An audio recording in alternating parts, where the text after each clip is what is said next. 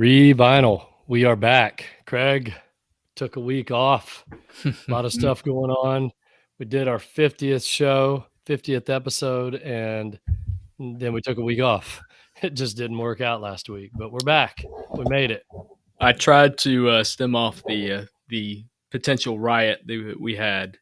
It got rowdy, but it's okay. We're good. Okay. Good. Fans are happy. Well, I'm just glad you made it through okay. I did all right. Came out a little scarred. Scarred but smarter, as Driving Crime would say. That's right. Well, we had Kevin on. That was a lot of fun. Yeah. Really fun to go through, do that, and have him as a part of our 50th episode and our 1-year anniversary. So now we're going to jump right back into it, and we're going to continue our quest to find out what Rolling Stone magazine had to say in 1989 about the top 100 albums of the 80s, which I've really enjoyed so far. There have been some really surprising choices. I imagine we're going to start, as we get down today, we're going to start with 60 and work our way down to number 41. I imagine we're going to get into some pretty massive records, but we're also going to see a couple of things that are probably head scratchers like we've seen before. We ended at number 61 with Dock at the Radar Station by Captain Beefheart. So we're going to pick up at number 60. All right, let's do it. Okay, number 60, album that I have never listened to this album before, Craig. This is The Blue Mask by Lou Reed from 1982. Highest chart position, 169. Never listened to this record. Me either. Honestly, I don't have anything to add to it. I was never really a huge solo. This is so ironic or coincidental because you vetoed him. You booted him from the Rock and Roll Hall of Fame. And I kind of balk at that. In hindsight, maybe I would have put him back in there, but I'll admit, as much as I admit his influence, I'm not a huge fan. I'm not. I do like some Velvet Underground, but I would say I only like a small portion of it. So his solo stuff, I've never really explored it. So yeah, very lukewarm for me overall with Lou Reed and even with Velvet Underground, although I do understand their significance. Absolutely. Yep. But yeah, the solo stuff just a miss for me. Okay, number 59 is Computer Games by George Clinton. Oh, nice. And this was released also in 1982. Highest chart position was number 40. I don't know that I've ever listened to that record either. Listened to a ton of Parliament for sure. But I don't know if I've ever listened to a solo George Clinton record. This has inspired me because I've gone back to some of the Funkadelic and Parliament stuff recently, just because of my love over the last like 5-10 years of just soul in general and getting into a lot of instrumental funk. And they were some of the godfathers of funk, right? So I don't think I've ever listened to a solo Clinton album, so I'll have to check that out. Yeah, same. Okay, number 58, another one, man, I am striking out big time. Number 58 on the Rolling Stone list, The Indestructible Beat of Soweto, which did not chart. It came out in 1986. I'm assuming this is various artists. Familiar with this record at all? I feel like I'm being punked right now a little bit. Yeah. I feel like this is more of like, I feel like this is like more of a one-hit wonder type scenario. Yeah, it's weird. Yeah, it's really strange. Yeah, so far we're off to a rocky start. I've never heard of that ever.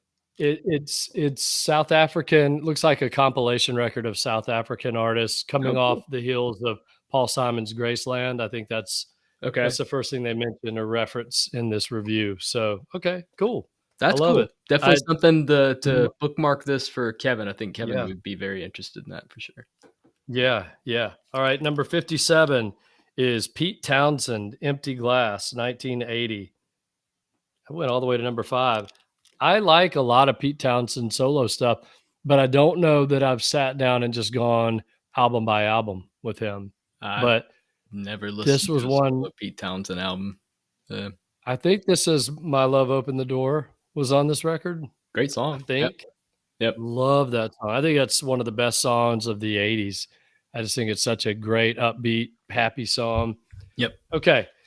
Number 56. Of course, this was going to be in the top 100. I'm actually surprised. I guarantee you, if this list was done again today of the top albums of the 80s, this would not be 56. This would be top 20. And that's Closer by Joy Division. Oh, yeah, absolutely. Even though, we talked about Joy Division before in the last episode, Rock and Roll Hall of Fame. We're Yeah. promoting that episode. So if you haven't listened to it, let's go back and talk Yeah. about it.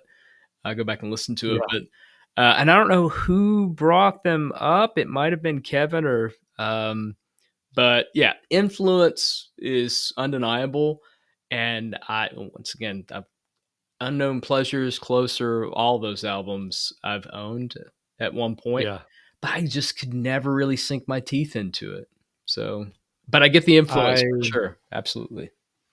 Yeah, and I love a lot of the bands that they influenced. How Right. about that? Echo Yep. and the Bunnymen, The Sound, and so on, just down the list. And New Absolutely. Order. I mean, I love New Order. But yeah, just never was a huge Joy Division fan, but again, totally understand their significance.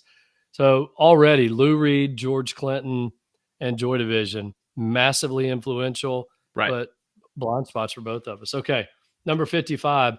This guy, talk about a huge influence. This was, I don't think this was his first solo record, but this was certainly the first one that really had a commercial impact. At number 55 is Centerfield by John Fogerty. I Oh, love cool. John Fogerty. Yeah. Seen him live. I haven't listened to this record in a long time. I have listened to it before, saw him live. He's one of the absolute best guitarists around. Understated, right? He's not Yeah. flashy like Eddie Van Very, Halen or Jimi Hendrix, but very he's an tasteful. incredible guitar player. Yep. Yeah, and an incredible songwriter, Yeah. I and think so. he continued it on this record. All right, so that's 55. 54, Talking Heads, Speaking in Tongues. Oh, Love cool. Talking Heads. Yeah. Absolutely. Can't go wrong with That's most. not my go-to record. Yeah, Yeah, it's not sorry. mine either. I was gonna say that would probably be on the lower echelon. Granted, most of the albums I like are from the 70s. But I don't know. What can you say? I don't think they had a bad album, honestly. And I Right, love David right. Byrne. I love it. You want to talk about a fantastic and creative songwriter. You don't get Yeah. much more creative than him. Very cool. Well, and they were just groundbreaking. I mean, Yep. to come out, they kind of had this, I don't know if you'd call it post-punk, but it was post-punk with a dance vibe to it. And then they just kind of rolled on with that. They got very experimental. You talk about back to the Graceland and the South African compilation. I mean, they started using a lot of world music in their Yep. records as they matured and evolved, and they never seemed to sit still, which I love. Okay, 53. Love this guy. I think Kevin's a big fan of this guy, John Hyatt, Bring the Family, Absolutely. number He's a 53. huge fan, and that's John Hyatt's album. That album absolutely slays. I mean, you got Is Drive South on that? Jim Keltner on that album. There's so many. Look up the musicians that are on that album. It's remarkable. I think if you've ever heard the album from Little Village, pretty much everybody from that lineup is on that particular album. It's absolutely just top to bottom. There are no weak spots on that album. It's flawless. Yeah, I was just listening to John Hyatt the other day. Really, really funny. I hadn't listened to him in a long time, and I just played him the other day. I actually played him for my son. I said, this guy is a great songwriter. Okay, 52. Love this band. I love every album the last album I'm not as familiar with, but number 52 is Making Movies by Dire Straits. I love Dire Straits. I like actually Mark Knopfler's solo stuff better than Dire Straits. I need to go Yeah. back and re-explore Dire Straits because you want to talk about fairly he's notable in the guitar world as one of the best guitarists out there, but very, very understated, tasteful. But if you really listen to it and if you watch people that try to mimic it, or if you see people that are trying to play it in like a bar band or something, he's unreal. Absolutely. It's Yeah. so buttery and fluid. As a guitar player, I just look at him and just go, he's just got it. He is one with the guitar. It's remarkable. Sultan of Swing. I mean, just that guitar solo and that's just the guitar throughout that song, but that solo to me Mm-hmm. still stands out. I really what was a Communique was another That's a good great album. album by them, Yep. and they're all really good. The first record, Making Movies. There's probably gonna be a couple more in this list, I would imagine, but I'm Mm-hmm. with you. Mark Knopfler, to me, the Dire Straits stuff was really good, and they kind of lost me with when they got more popular. I mean, not I don't get me wrong. I'll listen to Walk of Life if it comes on the radio or Money for Nothing, Yeah. but they just to me they were really commercial at that point, but they weren't nearly as creative. Yeah. They were so creative on their early records. It was sort of pub rock, Mm-hmm. but then it evolved into something much more atmospheric Yep. on the later albums. Industrial Disease, love that song. I think that's one of their best songs. I love Dire Straits. Okay, 51. This is really cool. Number 51 is self-titled Run DMC, Oh yeah. also known as Run DMC. I mean, Yeah. blueprint album, right? I mean, Absolutely. what else can you say? Yeah. 1984. I think it actually peaked at 57, which is pretty surprising to think that it got that far, that high up the charts, because they really came out of, at least if you weren't in New York City, they came out of nowhere. If you were For in, sure. They weren't huge until like Raising Hell and stuff like that. yeah, So that yeah, particular album, it is shock. That's awesome. I mean, they're the yeah, precursor to me. They're one of the forefathers of really putting hip hop on the map. yep. I mean, go talk to Beastie Boys, go talk to a lot of the other bands that are instrumental during that era, and a lot of them were influenced by Run DMC for sure. Great All album. right, great album. Number 50, I'm going to surprise you and tell you that I really like this album. I mean, you're actually going to be surprised when I tell you this. I don't like this artist.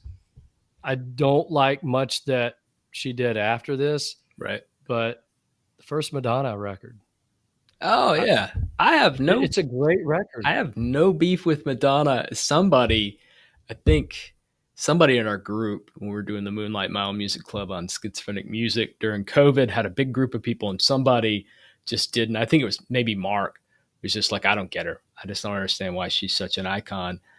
I think it's because she was just no holds barred. She didn't care. She just constantly Right. broke barriers. I like.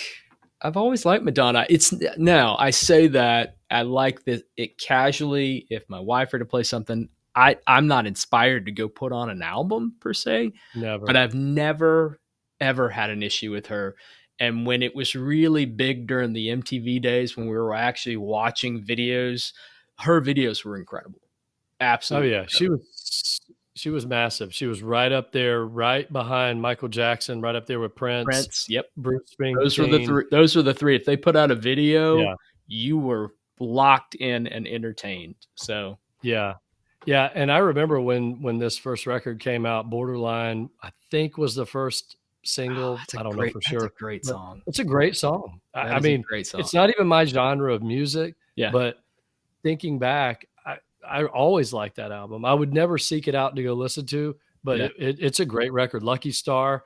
I mean, she was kind of tapping in to what was happening at the time, especially out of the Northeast, out of New York, yep. and sort of that dance vibe that was happening at the time. But she did it in a way that seemed new and fresh on this first album, but Hmm. still had a lot of pop elements that made it very commercial. All Very right. cool.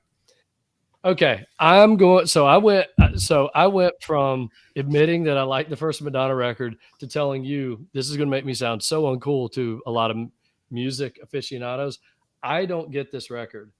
The Feelies, Crazy Rhythms is number 49. Oh wow, I'm very shocked to see that that's in the list. I do love the Feelies. The Feelies, I keep using the word understated. They were a very understated new wave jangle pop band. Um, Yeah, heavily influenced by Velvet Underground. yeah, and I feel like they were far. There's so many bands that I hear that are influenced by other bands. This is one where I'm sorry, I just don't hear it. I don't hear any Velvet Underground in it. Maybe that's because I don't know Velvet Underground as well as I should. Loaded is the album that I love from them, but Feelies, Yeah. all the Feelies albums I like. I Yeah. like them a lot. That said, I'm not a huge fan. I wouldn't put it as high as it's on this list. I don't even know if it would not be in my top 100 albums. But I Yeah. love the fact that it's in there, and I feel like it's a grower. That's one of those things. It's an Yeah. album you're going to need to listen to 3 or 4 times before it fully sinks in. Yeah. And I probably haven't given it up. I liked It's Only Life, It's which only I think that was their third third record, maybe. album. That's the album that I feel like kind of reminds me of some Velvet Underground Yes, when they little bit got to more, that. a little bit more than that. To me, they're very influenced by REM for sure. Very influenced Yeah. by REM. Yeah. Yeah. I think Only And Life they is have, probably my favorite too. yeah, it's a very laid back, understated record. Okay. Number 48. It's one of your favorite records of all time. You're going to be happy it made the top 100. You're just going to be disappointed that it's at 48 because it would probably be in your top 20. Yeah. Skylarking XTC. Oh, 100%. Yeah. Yeah. Well, I'm only disappointed because that's bar none going to be their lowest ranking or highest, Yeah. however you look at it. It's gonna Yeah. be the coup de grace for them, and I get it. I love that album. It's a phenomenal album. I'm happy it's there. I do think it should be probably closer to top 25, top 30. But I think they have several other albums that should be in that same category in the 80s. Yeah. I think there's several. Okay. Yeah, I'm a big fan as well. Not as big as you are, but I'm a big fan. Okay, number 47. If MTV tier 1 was Michael Jackson, Madonna, Prince, Mm-hmm. tier 2 would be Bruce Springsteen Okay. and this artist, Tina Mellencamp? Turner. No, Who? Tina Turner. Oh, yeah, for sure. Yep. Private Dancer. Yep. It was massive. It came out in 84. I can't believe it peaked at number 3. Wouldn't you have thought that would have been a number 1 record for as many hits as it had, as Uh, much exposure? But it goes back to the whole, well, that was when Thriller, 1984, yeah. Pyromania. I mean, there were so many great albums at that time. Yeah, for sure. I'll go ahead and cop to it. I've never been a huge fan. I don't have anything against her. Like the Ike and Tina stuff I like. I like her earlier stuff. Yeah. It's one of those things you played on the radio. I've never been offended by it. I've never disliked it, but Yeah. Yeah, same here. I don't even know honest. the last time I listened to a Tina Turner solo song. Right. Take it or leave it for the most part. Yeah. But she was an amazing entertainer. For sure. She was just thought she was beautiful. She had great stage presence. You know, she was an amazing, even iconic figure being on stage and the way Absolutely. she Yeah. could dance and just own the stage. So I have a lot of respect for her. I know you do too. But yeah, I'm like you. Wasn't a huge fan. Okay. 46, very cool. This is one of those, I think I'm going to get this right. It's Peter Gabriel self-titled, but I think it's called the Melt album. It's the one with where his face is half melted. Oh yeah. He had more than one record called Peter Gabriel. I don't know why artists do that. I really That's don't. so frustrating. It is like It's House so of Love and well, I mean, just call it Peter Gabriel 2 or 3, whatever, but Yeah. it's so Yep. confusing. But I'm a fan. I don't know the last time I listened to Peter Gabriel other than listening to him with Genesis, Right. but I do like his solo stuff. I think Shock the Monkey was on this record, but he was groundbreaking. Absolutely Oh, groundbreaking 100%. artist. Yeah, he was he another one of those guys that just found ways to reinvent himself for sure. I Yeah. haven't listened to that album in forever. I think the last one I listened to was a live. It's like a double live album because everybody talks about how great of a performer he was. But it's been years since I listened to that or any of the albums. So, but yeah, very very groundbreaking, and another one that the videos were just so entertaining. Yeah. Yeah, for sure. I mean, he was another one.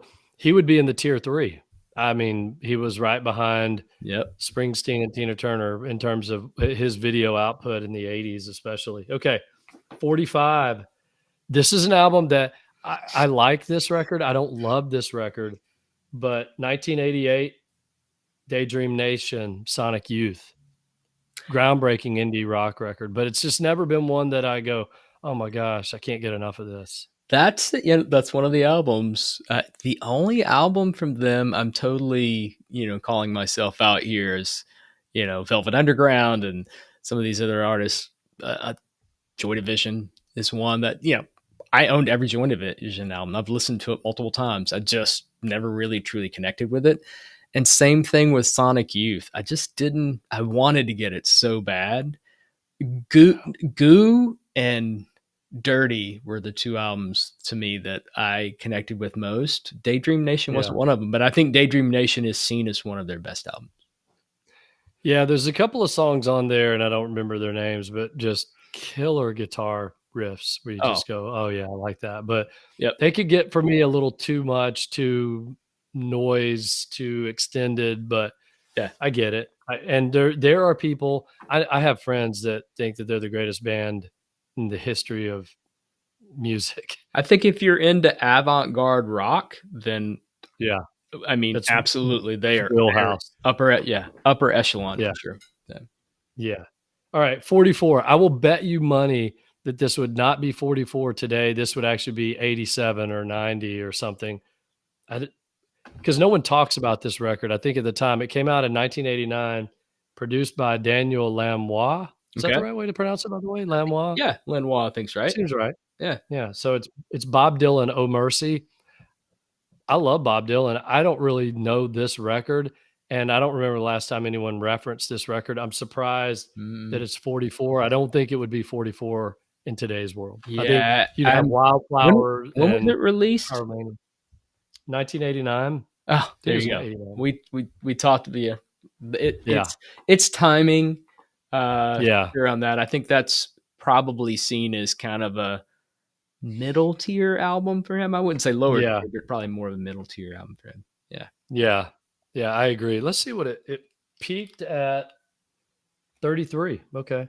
All Wow. right. Number 43. This is my least favorite album by one of my favorite. It's my least favorite album of this era of one of my favorite artists. And we've talked about him before. It's Bruce Springsteen, Nebraska. And I know you're going to say it, and other people are going to listen and say, oh, you know, it never attracted me like his upbeat full band stuff. I just never really enjoyed it. I think it depends on where you come in and what your Yeah. perspective is. It took me forever to listen to Born in the USA as a record and realize how incredibly awesome it was, and it Yeah. still is. Because that song, I just hate that song. I just hate. There's Yeah. something about that song. I One just of his worst songs. yeah. I mean, it's just, and I don't even think it's necessarily a bad song. It's just he became so big and so commercial that I wanted something that was anti-commercial. And so when people reference Yeah. that and they go, "Oh no, this is not," just listen to it. Listen to it. The whole album. Yeah, It's the worst song on the album, in my opinion. but for me, Nebraska was the album that, turned me on to him and made me go back and listen to those more commercial albums. And it's Yeah. not my favorite. It's not. It's probably two or three for me. But yeah, I think that's adequately placed, honestly. But I can understand Yeah. why you wouldn't like that if that's not necessarily, because it's almost like a folk, like a really a Yeah. dark folk album for him. It is, and I guess that's why I don't appreciate it as much is because I came in as a fan of his all out rock and roll stuff, Right. and so Yeah. then I hear that, I just go, It's not that I don't like it. I mean, Atlantic City, great song was, State Trooper, or is that the Yeah. name of that? I Yeah. mean, there's a couple of great songs on there, but I just overall doesn't resonate as much. Okay, we have 2 more to go through here. Number 42, I will also say today would not be 42, it'd be 70, 80, 90. Great artist, but Robert Cray, Strong Persuader. And Yeah. I like him, but Yeah. I know he's a great guitar player, but just Not never was sure a when big was that Robert Cray. released? Um, let's see, that is 86. So it's So not, I think that's an album that's always been touted, that and Don't Be Afraid of the Dark. I actually Don't Be Afraid of the Dark better. He has an yeah, album in the early '90s called Some Rainy Morning. God, I love that album. Strong Persuader was I guess that was his commercial album, which I guess Yeah. makes sense maybe why that's on the list. It's one of my least favorite Robert Cray Yeah. albums. I'm not knocking it. It's not that I don't think it's good. It's just something about the production maybe seemed a little too slick. His music can be Yeah. that way. Um, but I like it when he gets a little bit more rootsy and soulful and less glossy and commercial. So, Yeah. It was more a lot of music that was, I think, even in beer commercials. oh, for sure. It just Yeah. was very commercial for him, but hey, it made him some money. It peaked at number 13. That's pretty good for Wow. a guy who Okay. just kinda came out of nowhere Yeah. in terms of from a commercial mainstream perspective. Okay, number 41. Man, I'm striking out a lot because this is probably my favorite band of all time, and it's probably well, second favorite band, Beatles are all everything's after the Beatles. This is my other favorite band of all time, and it's probably my least favorite of the early records. And most people I know, but probably you included, would go, nope, that's my second or third favorite album, but that's REM Document. I knew you were going document. I meant Yeah. to write it down because Kevin and I have done that before. It's like, don't say it, write it down. Um, I love document. I really do because it's so weird. It's hands Yeah. down of the IRS albums. It's the most non-cohesive. Let's say that. Yeah. And that's probably Yeah. why you don't like it. Like Oddfellows Local is such a brilliant song, and Disturbance at the Heroin House, and uh, Yeah. I love that song. Exhuming McCarthy. I mean, there's so many great songs on that album. Yeah. And I'll be honest, I think that was my first album that I dove into. My first official album was that one because it had a couple of the hits, the one I love, and Yep. It's the End of the World, and Yep. God knows I mean, Finest Work song, which I just don't like that song. I Finest just Work don't song. like Yeah, yeah, just don't like it. I like that song. I will say It's the End of the World obviously just got way overplayed. The one I love Yeah. still is just amazing. But it, what I love about that album are the really weird, eerie songs, kind of like what I like off of Fables of the Reconstruction. The real feeling gravity's pull and just a real Yeah. obtuse. They experimented on that album, which I loved. I've always been a fan of Fables. That Love album to me Fables. was Love. such a dark, strange record, but yeah, I don't know, something about this it just and I think part of it was I was an REM fan already, kinda like Right. the Nebraska Effect. I was an REM fan already. Yep. This one just to me, the hit songs on it, it wasn't didn't feel like my album. Now, to me, Green, which a lot of people don't love, I love that album. I think Green was a phenomenal record. I definitely like it. I think it's far better than Out of Time, which I think most Yeah. people would probably put above Green. Yeah, yeah, I they would. I totally disagree with that. I think Green is just a slight notch below all their IRS material. I'll say that, and Yeah. that includes I love Document. I do. But I'm also nostalgic for Document. But when I go back and listen to it now, I do recognize that it's just not as cohesive as some of their other albums. All right, we made it through. That was 20 more, so we have 2 more segments that we'll do. I overall, man, that was a weird list. I Overall, thought we'd I'll get be honest. Overall, I'm very disappointed yeah. Yeah, I think in the list as a whole. we're gonna get into some bigger things now.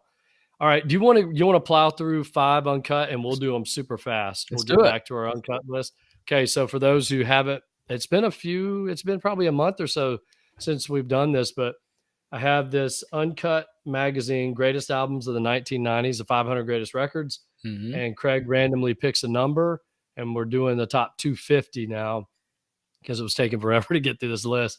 But he's going to pick 5 numbers he hasn't picked before. He has no idea.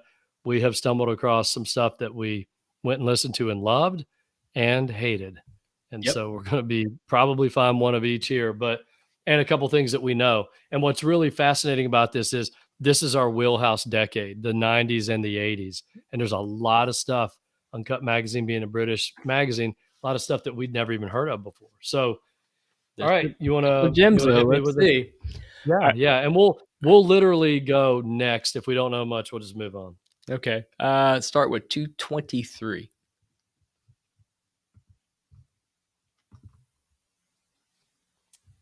Well, if I could even pronounce it, that'd be a start. So this is going to be a next 223 is Nitin Sawhney. It's called Beyond Skin. First name is spelled Nitin. Never heard of this before. It says Asian Underground. I think it's Asian Underground. Never heard of it. Wow, we've had more. Next, yeah, I'm next. pure. We've Yeah, had that's the more of those next. all day today. Yeah, yeah. All right, what about 186?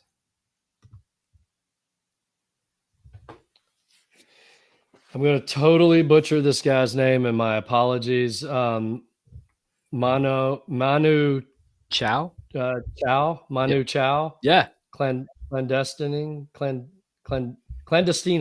Golly, I'm Oh, butchering this. yeah. I don't know much about Manu Chao. I know the name. I've seen him. I've seen his records, but I've never listened to him. I had a customer back in my Town Crier music days introduce me to him. He was a big. Okay.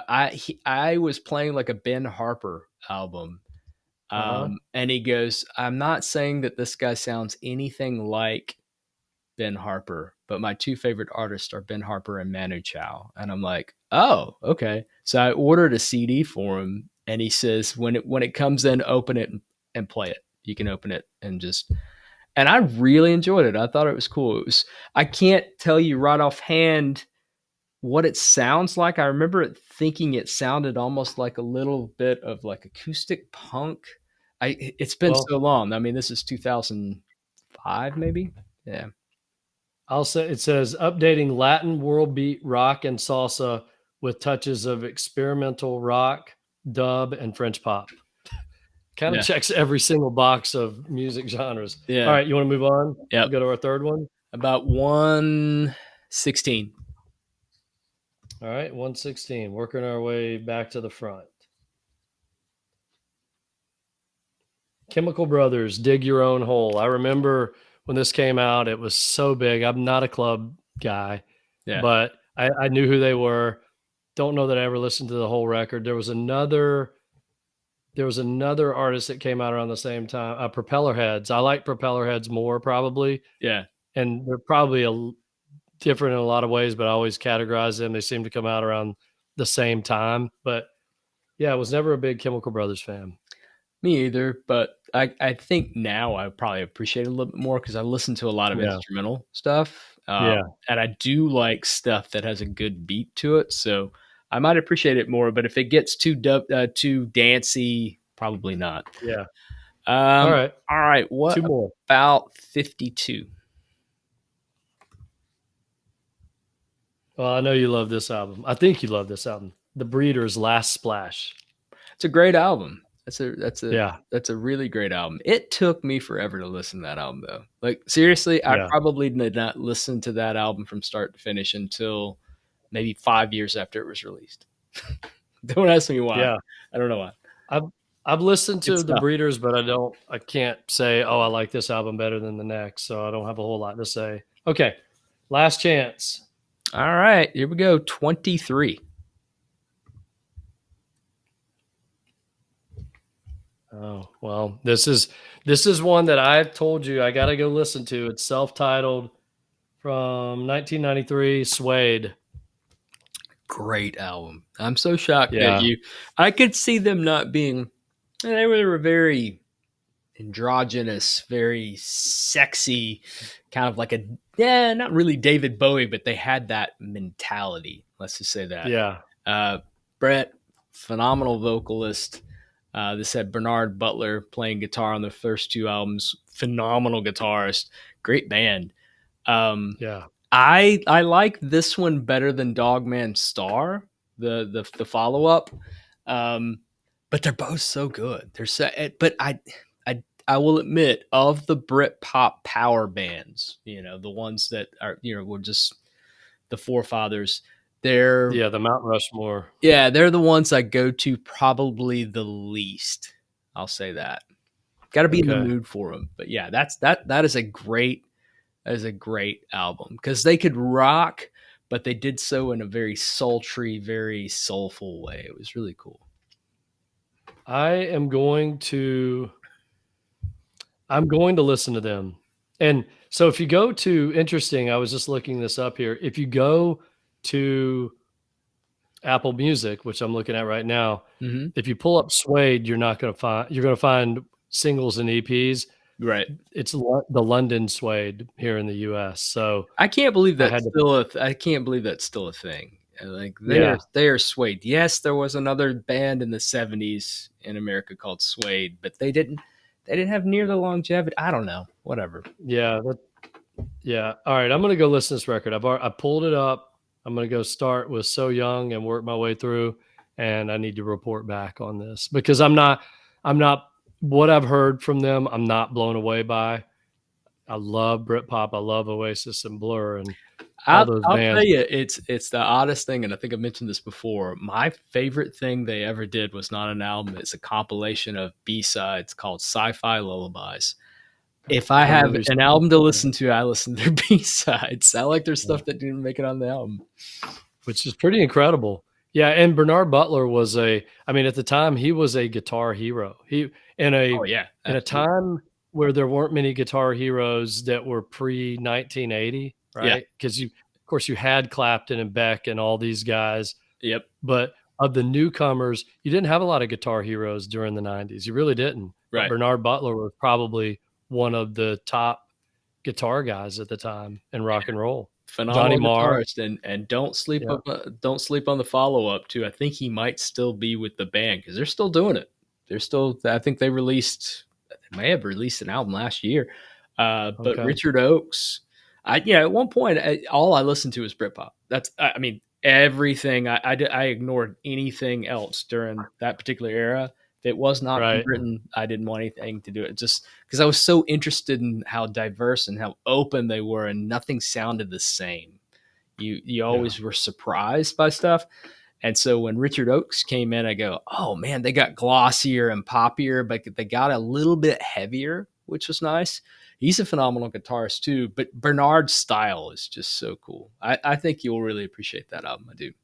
What is Bernard Butler up to these days? Because I don't. I I never mean, hear you would anything. Yeah, he's just one of he those just kind guys of that's disappeared, maybe he's in another that there's so many bands out of England that I feel like there are artists that are still out there doing it. We just don't hear it anymore. right?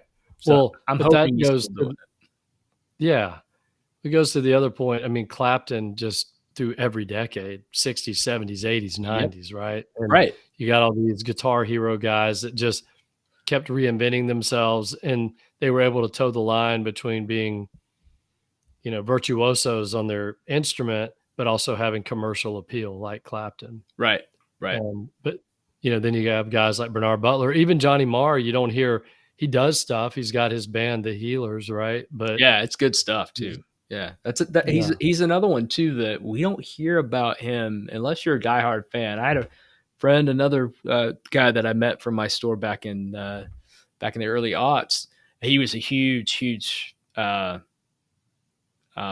Johnny Marr fan. Just loved Johnny and turned me on to some of his solo stuff. It's really good.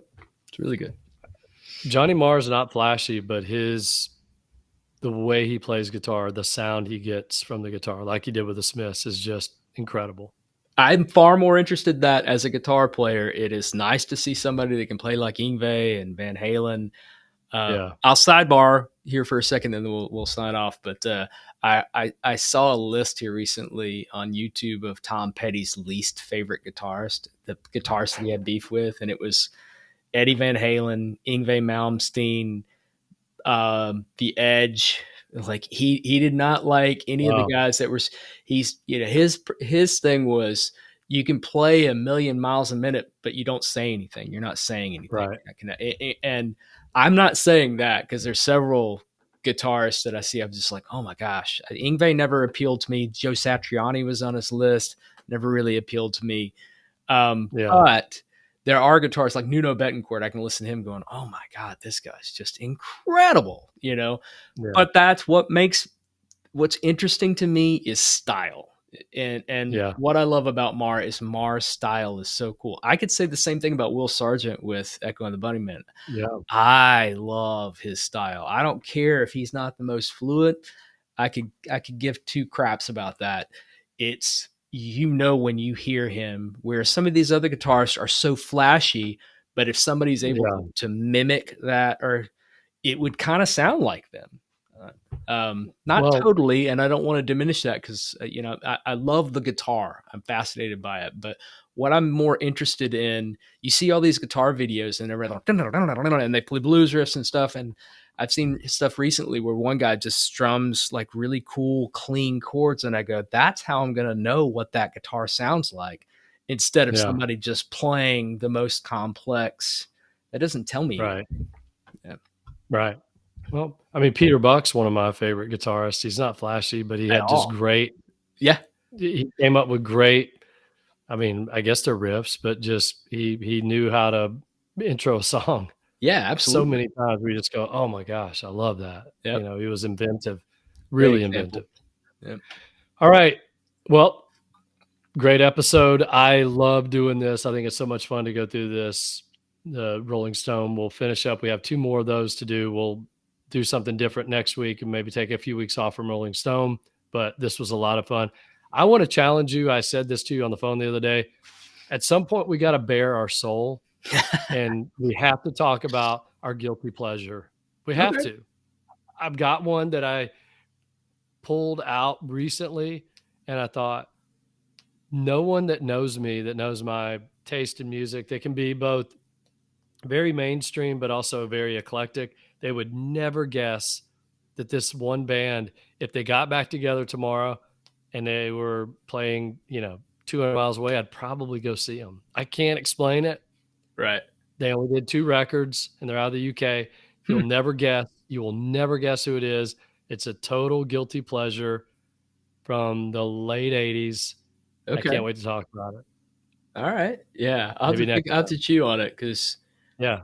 I don't know. I can't think of anything that I'm like super. I mean, I used to always mention Toad the Wet Sprocket, but I'm not one bit guilty about that at all. No, that's not guilty at all. No, that's not a guilty. Yeah. I'll have to This think. has to be one where you would almost okay, I wouldn't be embarrassed to go in and ask for this. I'd be a little reluctant maybe to ask for this in a record store, Right. but I definitely would not have my windows down playing this band. I wouldn't. I mean, I'm just being honest. There's gotta be a band somewhere in your love of music that you could sort of categorize. So think Yeah. about that. Okay. Cool. Let's do And I that. would love for people to send in emails of their guilty pleasure. And it's gotta be, I think that is the qualifying Can, statement. and can this It's be a simple song? it could be a song, but I'd like to You hear a prefer band. it to be Yeah. an entire album, maybe, or just a band. Okay. Yeah. Cool. Yeah. I'm good with that. Yeah. But if it's a song, it's a song. But Yeah. yeah. But again, I think if it's something that you would not roll your windows down if you were sitting at a red light and have cranked up. Okay. Because we would be happy to have Van Halen or Ozzy or Pearl Jam blasting from our car stereo, Yeah. but blank would not be one of those bands for me. Okay. But if I'm sitting inside listening to music, I have no problem and love listening to this band. Okay. All right, there we Cool. go. All right, Craig. Thanks everybody for listening. Yeah. Thanks, guys. Take care. Until next time.